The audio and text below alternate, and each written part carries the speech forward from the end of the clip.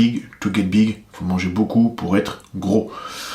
Alors, en fait, j'aimerais qu'on revienne un petit peu sur cette notion parce que j'ai l'impression encore, même chez les femmes, même chez les hommes, qu'il y a encore quelques erreurs par rapport à ça. En fait, sous prétexte qu'on est en prise de masse, certains vont s'octroyer un surplus calorique énorme, sous prétexte vraiment littéralement que il faut manger beaucoup pour être très gros.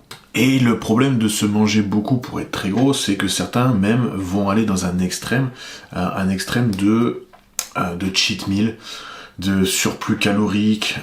Si on rajoute d'ailleurs surplus calorique plus cheat meal, vous doutez que sur une semaine ça fait énormément de surplus calorique, et c'est quelque chose qu'il faut, à mon sens, et je le répète avec l'expérience que j'ai maintenant, qu'il faut éviter. Éviter pourquoi ? Parce que d'une, en termes de qualité physique, pour même si vous faites une sèche d'été par la suite, pas une sèche de compétition, la qualité physique sera moins bonne. Donc vous avez tout intérêt, honnêtement, à maîtriser votre surplus calorique. Je pense que dans cette optique-là, ce qui est un petit peu négligé, ça va être votre contexte initial. Le contexte initial, en fait, ça va être quoi ? Ça va être votre passif, la fameuse épigénétique. C'est-à-dire que si vous avez développé une sorte d'obésité quand vous étiez plus jeune, il va falloir en tenir compte quand vous allez faire une prise de masse musculaire. Et je dis bien prise de masse musculaire. Pourquoi ça ? Parce que tout simplement, on sait que ça va impacter, le surplus calorique va être impacté par votre passé. Les cellules graisseuses ne disparaissent pas.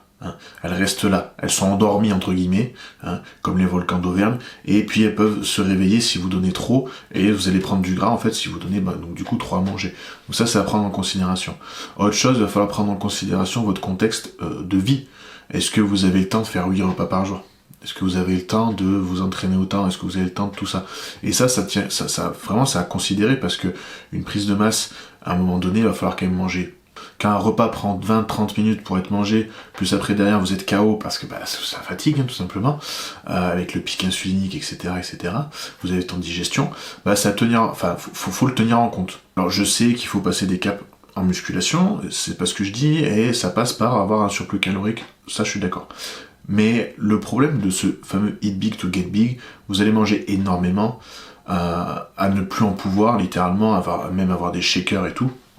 Et je dis ça, et moi-même je l'ai fait, donc c'est pour ça que je préfère vous le dire. Les risques, c'est que vous allez faire du fat qui est pas utile, le fameux superflu, moi que j'appelle, et qu'il va falloir aller perdre, et qui va mettre plus de temps à être perdu. Donc vous allez perdre du temps par la suite. Le deuxième risque, ça va être la perte de contrôle, ce que j'appelle.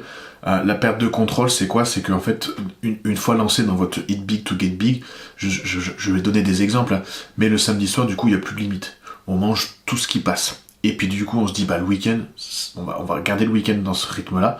Le dimanche, on mange tout ce qui se passe. Et là, c'est une grosse perte de contrôle qui emmène à quoi ? À des troubles du comportement alimentaire. C'est ni plus ni moins que de l'hyperphagie. Donc ça, c'est quand même quelque chose qui est assez grave, assez impactant dans votre vie par la suite. Donc c'est quelque chose que, du coup, il faut quand même éviter. Et le troisième point aussi, qui est relié un petit peu d'ailleurs à ce deuxième point, ça va être l'aspect psychologique. C'est qu'à un moment donné, il va falloir se regarder dans le miroir et s'accepter. Et quand vous êtes en mode eat big to get big, que vous mangez énormément, machin, que vous avez un physique beaucoup moins dur, beaucoup moins plaisant, il va falloir se regarder dans le miroir. Et il va falloir accepter ça. Et ça, du coup, ça peut vous mener aussi à l'encontre de ce que vous cherchez. Ça va être dégoûté un petit peu de votre physique, être dégoûté de la salle, être dégoûté de pas mal de choses. Donc moi, qu'est-ce que je conseille ? Je conseille de prendre votre temps. Être en surplus calorique, c'est nécessaire quand vous faites une prise de masse musculaire, mais vous n'êtes pas obligé de faire un plus 1000 kcal d'un coup, par exemple. Vous pouvez mesurer les choses. Le deuxième conseil, ça va être de traquer ce que vous faites. Continuez à traquer votre activité, votre nombre de pas, votre cardio, vos performances à la salle, vos données santé.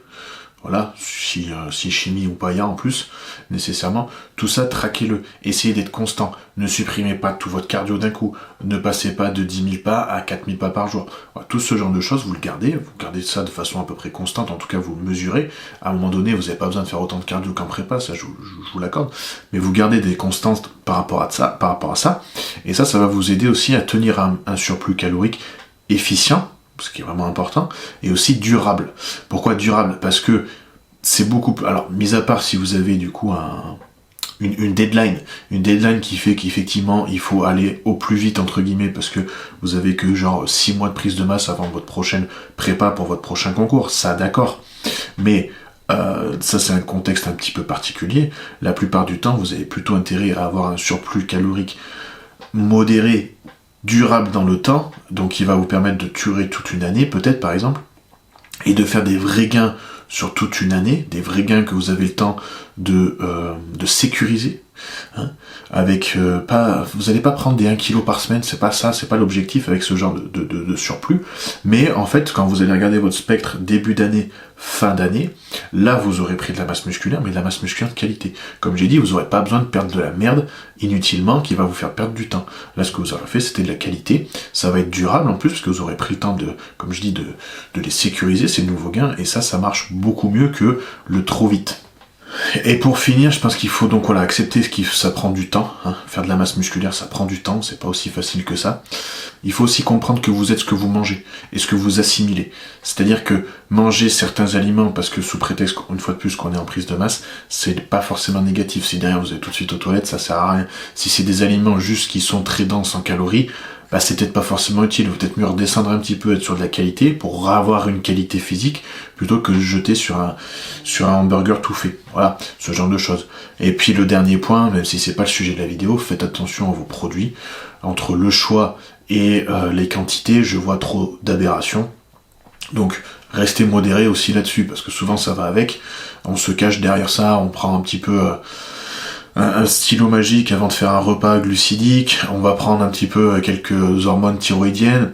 Voilà, non, c'est comme on dit, c'est l'arbre qui cache la forêt. Restez sur des choses basiques qui vont marcher plutôt que vous jeter sur tout et n'importe quoi. Voilà pour la petite vidéo, très très courte, juste pour parler de la nourriture un petit peu, de surplus calorique. Je vous dis à très vite pour une nouvelle vidéo, n'hésitez pas à commenter, partager, liker.